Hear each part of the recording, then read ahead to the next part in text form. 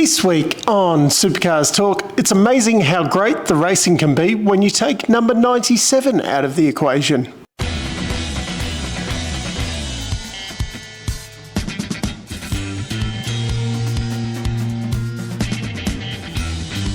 Let's start off the show this week with that burnout. It made me forget about the shocker of the weekend he had. I nearly forgot that Brock Feeney had won the race. That was just, it was ridiculous how unbelievable that was. The Ken Block style kind of drift around the championship trophy and that, and then bumping it up against the wall. But just to top it off, continuing the burnout while he wasn't even in the car. Pretty impressive. At first I was like, how the hell is that happening? And then as soon as he ran to get the championship trophy, you saw that there was a boot missing, which the commentators were a little bit slow to pick up on that one. There was quite a few things over the weekend they were a little bit slow to pick up on at times. They were a bit busy, I think, chatting between themselves and missed a few things. But yeah, just absolutely outstanding. He just took it to the next level. The Burnout King just, where do you go to from here? Now, the big news coming into the weekend obviously was the tribute liveries. 888 was the first one to release theirs, and I did really like how it was all of the Holden logos over the years were incorporated in there, from the first logo all the way through right to the end. They were all, but it was a little bit too subtle, I thought. So you didn't, on TV, you didn't really realise what was going on. You had to see the promo shots, like the close-ups, to really know what was going on. But Walkinshaw Andretti United, the real HRT, just knocked it out of the park. That was, and I mean, all they did was get that original 1989, 1990 livery on the car. My only complaint, the Optus looked a little bit awkward on it. I thought the NTI did look a lot better with their bold proper logo on there. I probably would have preferred Optus with their current proper logo. I think they went back to a more original Optus typeface on there. When I saw them, I'm like, I have to get a model of one of these to go with my 1990 Bathurst winner, and then the 20th anniversary Bathurst tribute one. And I was a little bit, do I get the NTI one? But with Chaz winning on Saturday, that just cemented. I will be ordering one of the Chaz Mostert Optus ones. Although let me know down in the comments which one did you prefer, the Chaz or the Percat one. It helped with that being a good result for Percat, but the Chaz one is a winner, so that fits in the collection a lot better. The other big news coming into the weekend is that Tickford has announced their Super 2 lineup for next year. Emily Morrow and Brad Vaughan will be joining them in the Mustangs. An exciting lineup, really. It's good to see kind of a female getting up there, and Brad Vaughan, the Super 3 champion now, getting his shot. Definitely excited about that one, because he is definitely a friend of the show. So I've definitely been keeping a close eye on how he has been doing. But that is really exciting that both of them will have really good seats in Super 2 next year. There was a big thing that came out on the telecast this weekend, that new driver's eye camera position where they were in Cam Waters' helmet. I think they're going to have that in most, if not all, drivers' helmets next year.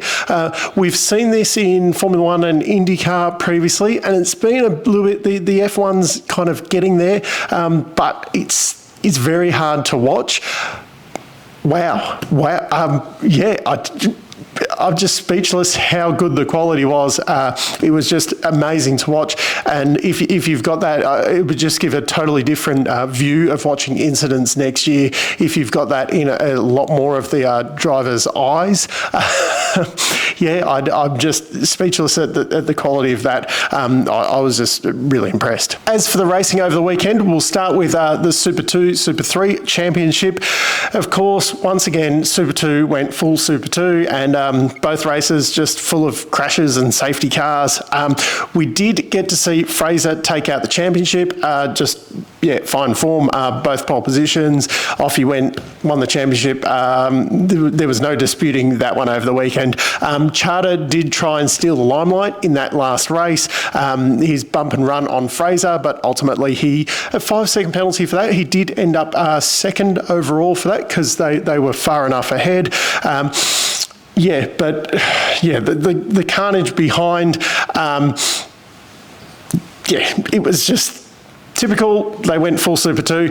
Kai Allen and Brad Vaughan, Super 3, definitely stars of the future. It was a little bit unfortunate for Kai Allen running into turn 8 in that second race and ultimately losing the championship, but both of them will have good Super 2 seats for next year, and they're definitely stars of the future. As for the Super 2 field, I still question whether Hill and Payne are ready to make the step up. Fraser did win the championship, but even I'm questionable whether he's ready to make the step up. Having said that, though, I wasn't fully committed to Brock Feeney moving up this year. I thought he wasn't ready. He has won a race. He did finish in the top 10 of the championship. He was in the best car in the field as well. Time will tell on those, but the last couple of years with Super 2, there hasn't really been, for me, a standout. Like, Todd Hazelwood, he definitely looked like he was ready to move up when he did. You go... Everyone, over the years, there's been plenty of them, whereas someone like Gary Jacobson, to me, it was a bit questionable, and then he had that extra year, and then he didn't really do anything in the main game.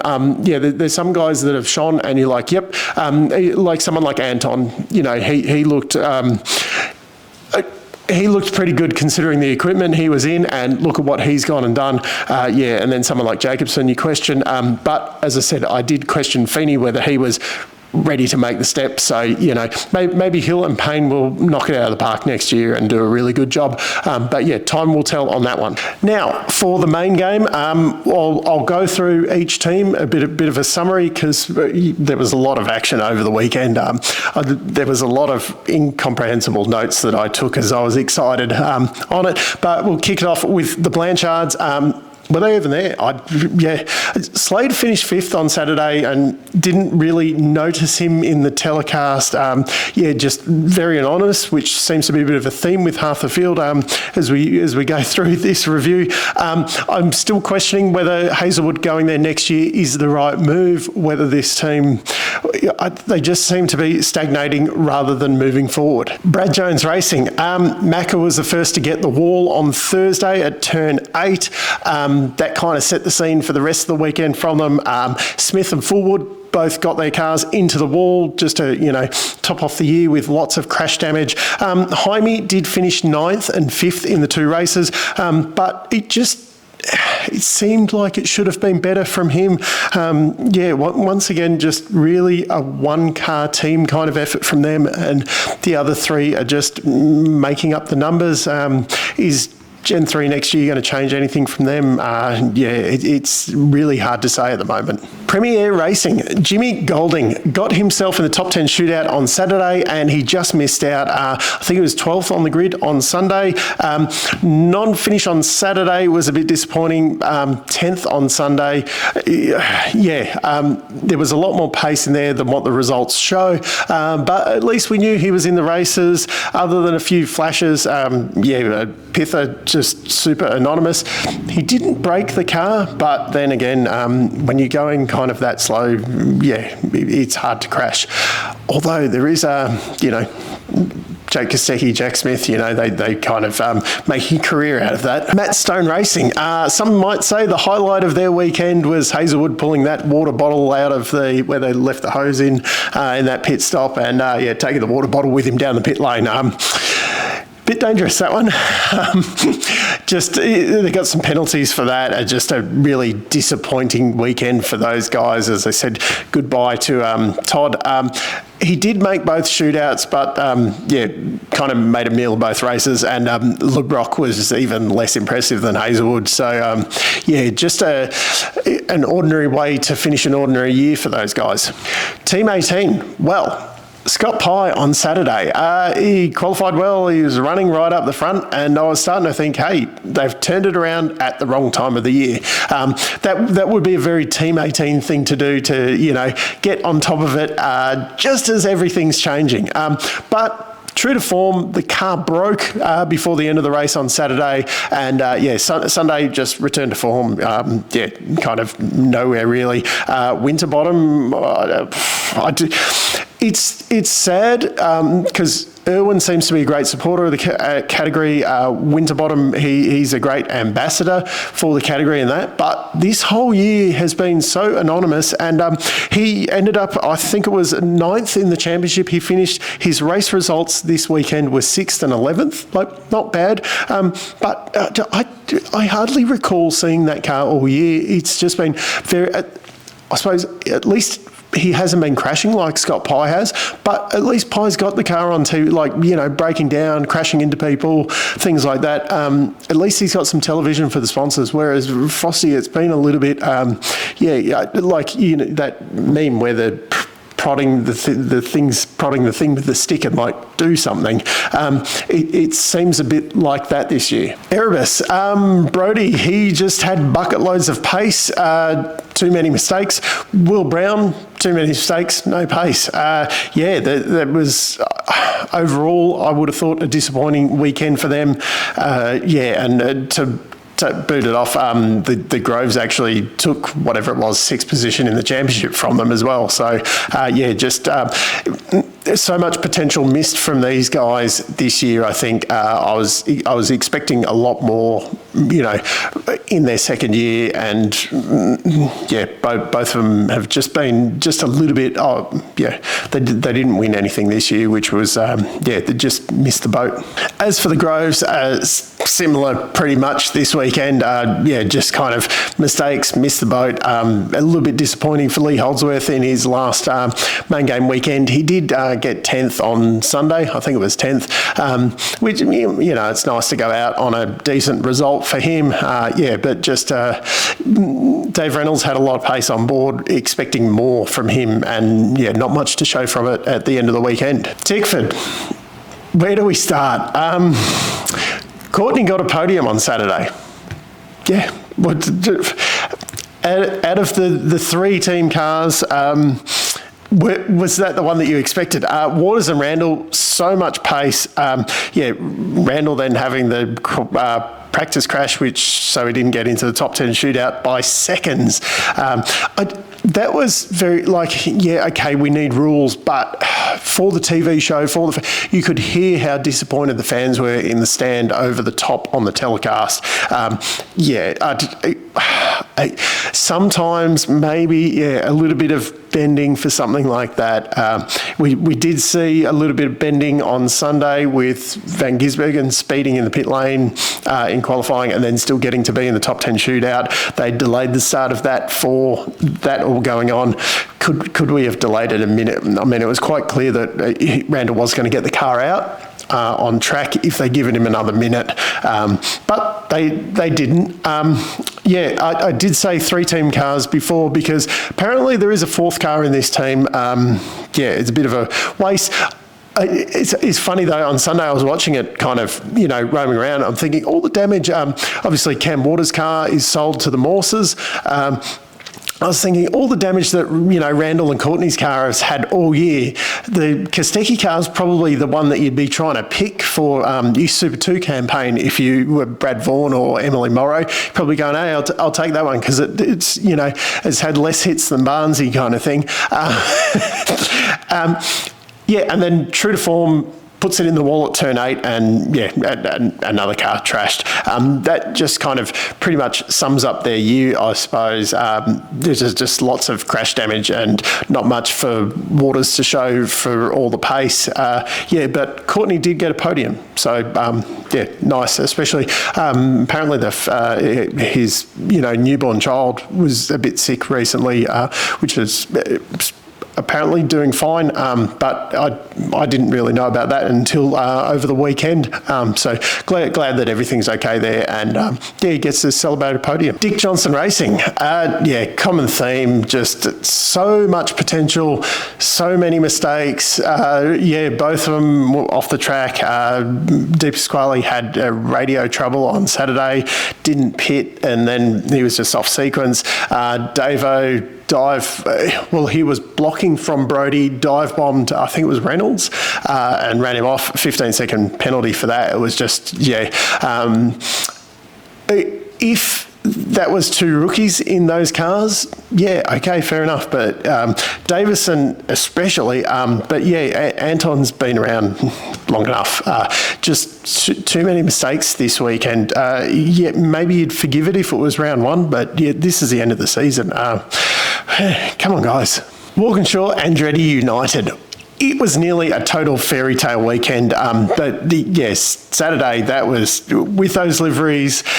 Yes, okay, it was the fuel strategy really played in for Percat, but Chaz, he definitely had pace. That was just... I nearly sat there bringing back memories from being a HRT fan from all the way back when Brocky started back there.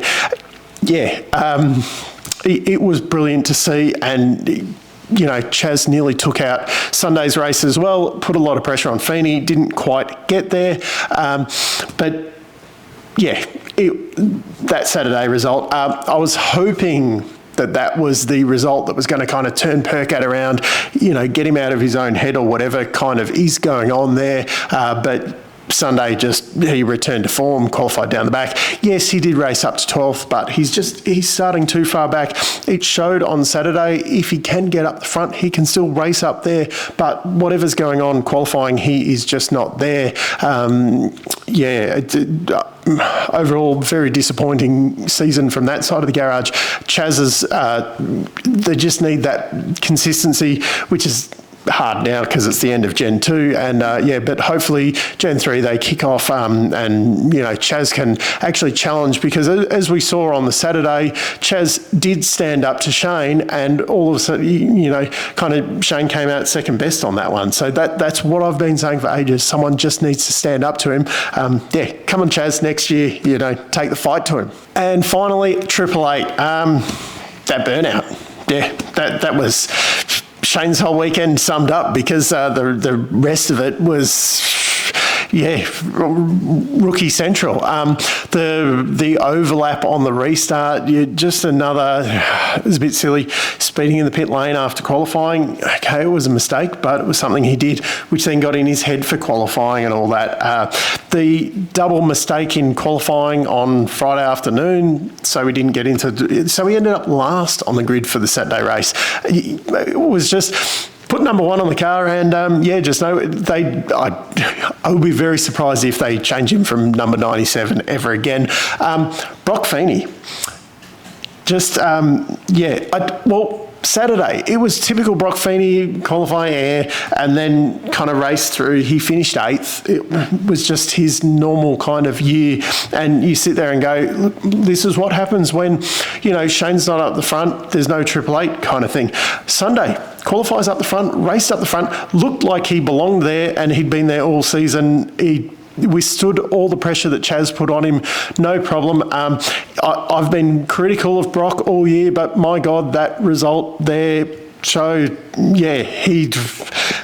good decision by Triple Eight. If he can take that kind of momentum, keep that over the off-season and kick off really well next year, granted it's hard because we are changing cars, but just that psychological battle now, he's got that monkey off his back. That Bathurst qualifying seemed to knock him a little bit, but now they're just, if he can continue that kind of confidence, he could actually play second fiddle to Shane next year and provide backup, although no one else has been consistent enough. But that could all change with the new cars.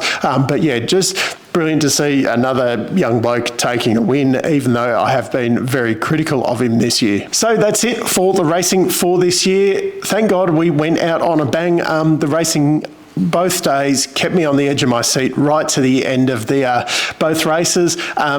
I suppose that's what happens when Shane takes himself out of contention. All of a sudden, you realise what the whole season could have been like, really, when you haven't got one guy just running away with every race. Down in the comments, let me know what your highlight of the weekend was. Of course, mine was the 1-2 from the real HRT on Saturday. That was just, with that livery, everything, bringing back the memories. Goodbye, Holden. That was just really special for me. My fanboydom kind of came back out on that moment. But next week, I'll be doing the driver rankings for the year. We did one in the mid-season. It'll be interesting to see, kind of where I start ranking everyone from then on. So keep an eye out for that next week. But until next time, I'm still Dave, and I'll catch you later.